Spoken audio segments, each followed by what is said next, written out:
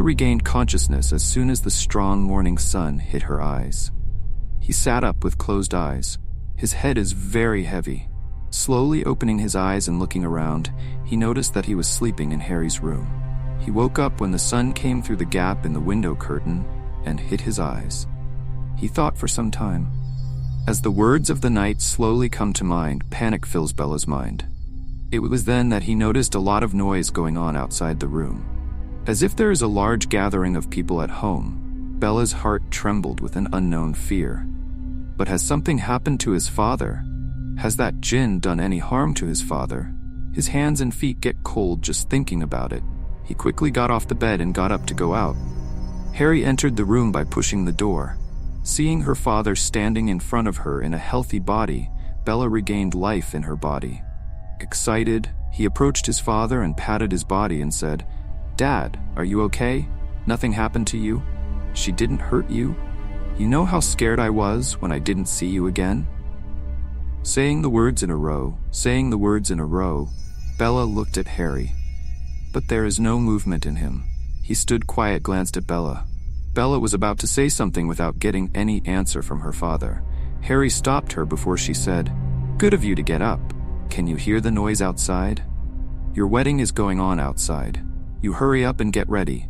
I'm sending your girlfriends off." Saying these words, Harry left the room without giving Bella a chance to say anything. Bella stood there as if shocked. What his father said, he did not understand anything. As if he is dreaming about these things. Bella stood there silently for a while and tried to get herself back to normal. Then steps towards the door. He had to see if what his father said was true.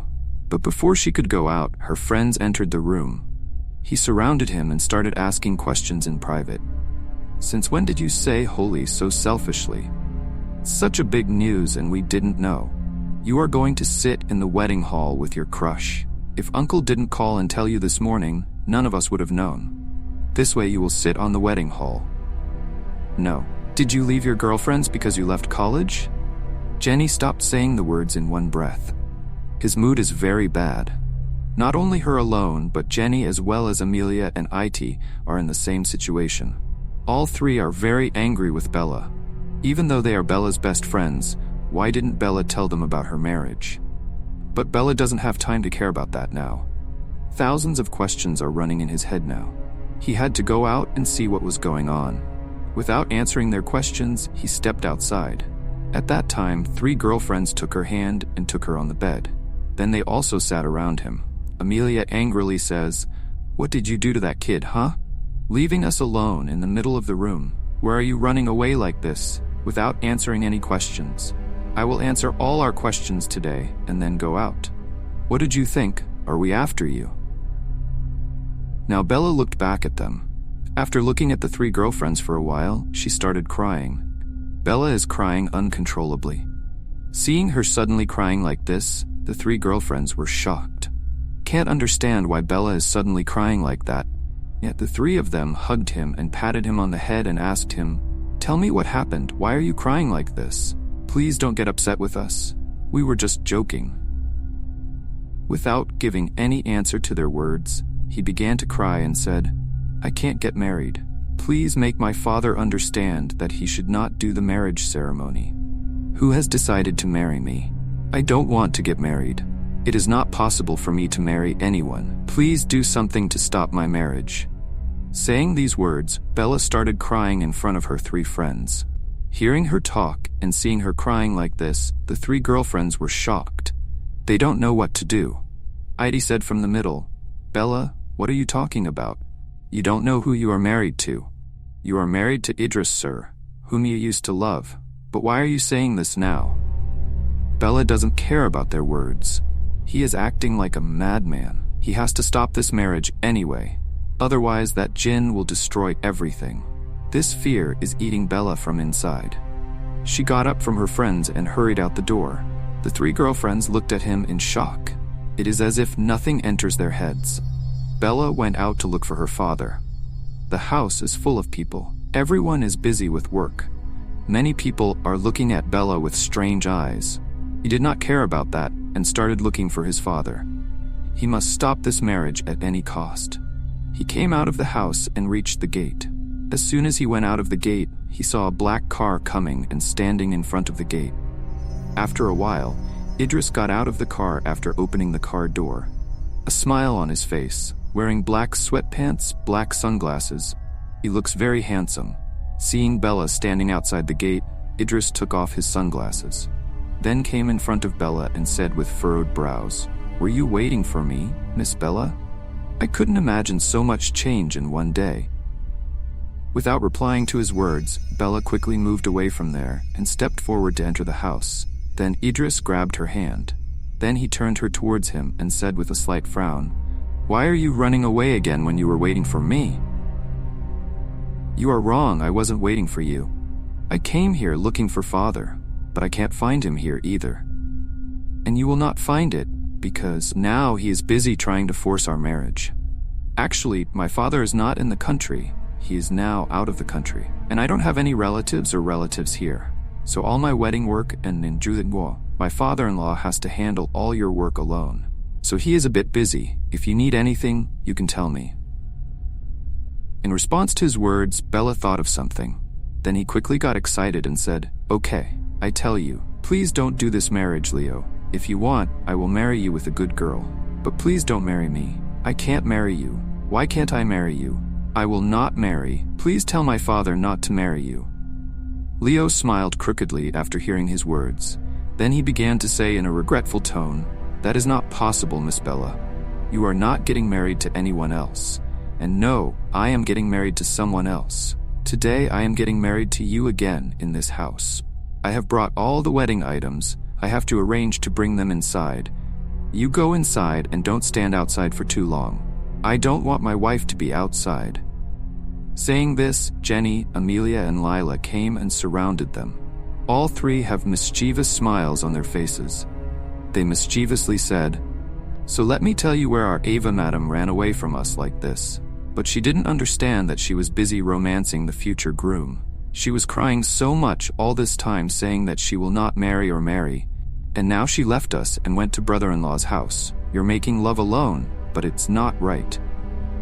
Bella was very upset with their words. She looked at her friends with angry eyes and was about to say something before Leo cut her off in the middle and said, "Actually, what do you say, sister-in-laws? Your girlfriend can't spend a moment without talking to her future groom." So she came forward and started talking when she saw me here. Don't see, she is talking so much that she hasn't let me enter the house yet. Saying this, Leo looked at Bella and winked. Bella's annoyance with such words and actions increased. At the moment, he has no feelings except disgust and fear. So he ran away from everyone and went to his room. After she left, her three girlfriends and Leo talked for a while there. Then, with the help of his girlfriends, Leo took the items brought to the store inside. After finishing all the work outside, Leo entered Bella's room. Saw Bella standing next to the window, thinking about something. And looking outside, slowly started walking towards Bella. Being about 4 feet away from Bella, Bella said in a calm voice, "You don't understand, Leo, how big a mistake you are going to make. Please stop the marriage while there is still time. Otherwise, this will be the biggest mistake of your life. Please don't bring about your own death by marrying me." Bella said, looking outwards, then looked back at Leo with calm eyes. He stood next to Bella 1 step at a time. Then he looked into his eyes and said in a calm voice, "Nothing will happen to me. I know why you don't want to marry me. I don't even know the reason for your fear. But still, I will marry only you. Nothing will happen to me. I know why you don't want to marry me.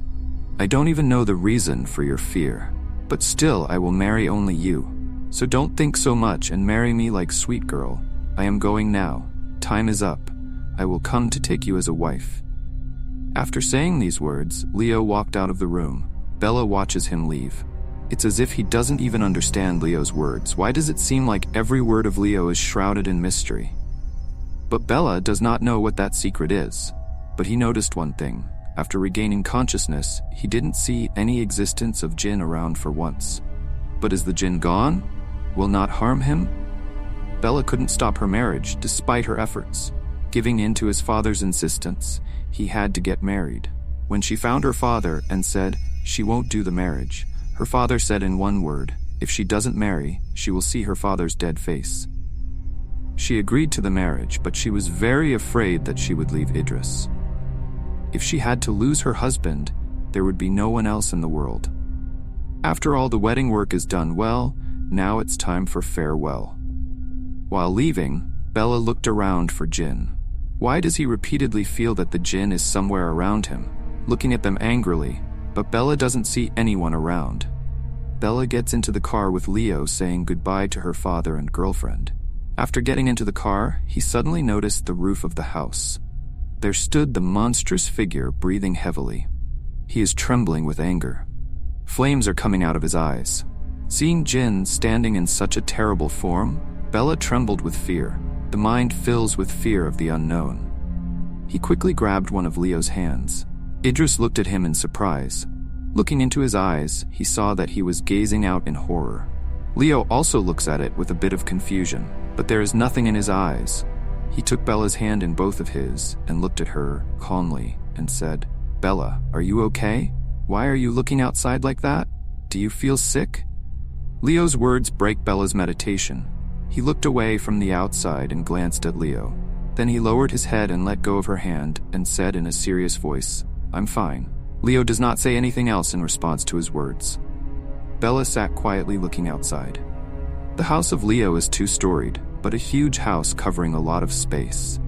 Flower and fruit garden covering a lot of space in front. Very nice and clean all around. Leo lives alone in such a big house. Bella was very surprised. He took a good look at the house. In spite of all this, the dust in his heart does not stop. Thinking of what the Jinn can do, it is as if his mind is digging. Meanwhile, Leo does not seem to have any thoughts. He is very happy to marry Leo. When the new wife comes home, how many people entertain her and bring her home? But Leo's house is completely different. There is no one here to say no, except for Leo and Bella. There are only 2 gatekeepers outside the house near the gate. Leo himself entered the house holding Bella's hand.